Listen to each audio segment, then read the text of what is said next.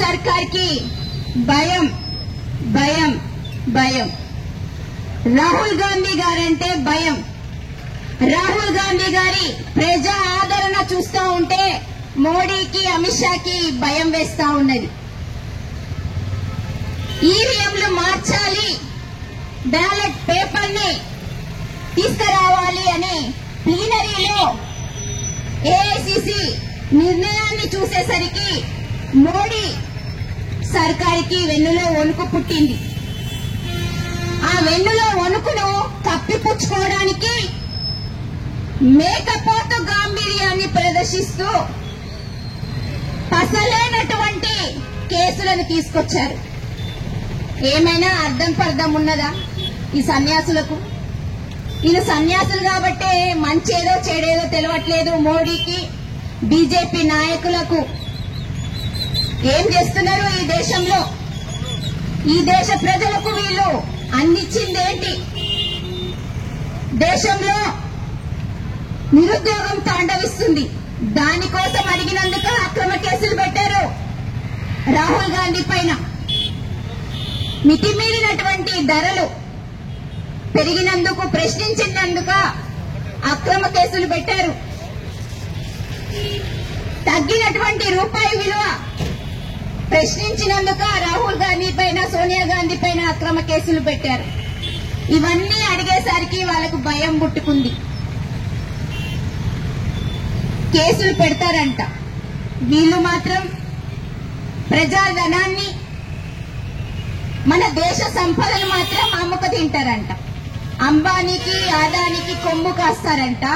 అది ప్రశ్నించినటువంటి రాహుల్ గాంధీ సోనియా గాంధీ మీద అర్థం పర్థం లేనటువంటి కేసులు పెడతారంట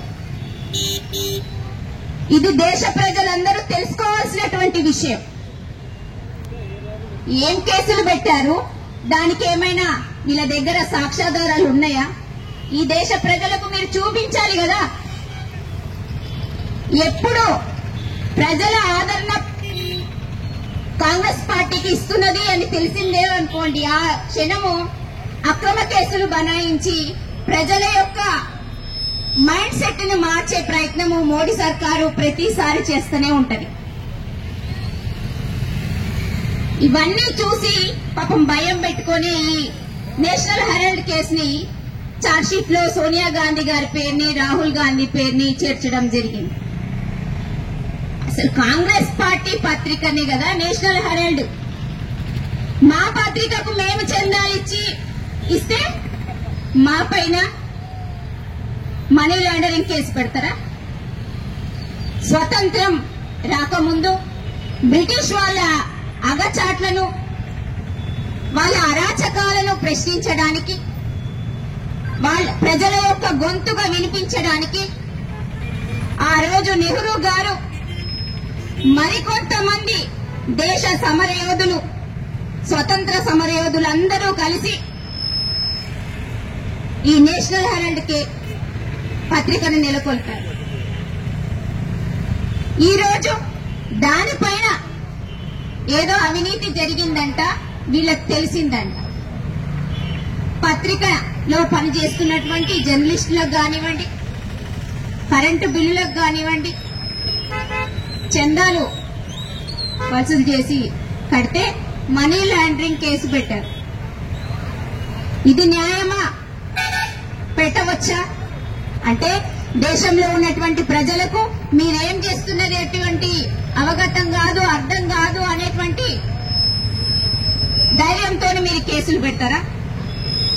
ప్రజాస్వామ్యాన్ని కూని చేస్తున్నటువంటి మీ పరిపాలనను ఎండగట్టడానికే కాంగ్రెస్ శ్రేణులందరూ కూడా కంకణబద్దులైండ్రు ఈ రోజు గుజరాత్ లో అడుగు పెట్టంగానే మోడీకి దడ పుట్టింది రాహుల్ గాంధీ గారు అడుగు పెట్టంగానే డైరెక్ట్ సవాల్ చేసిండు రేపు జరగబోయేటువంటి ఎన్నికలలో గుజరాత్ కి వస్తా నరేంద్ర మోడీ కాస్కో అని సవాల్ చేసేసరికి పాపం లుక భయపడి ఈ కేసుల్ని పెట్టడం జరిగింది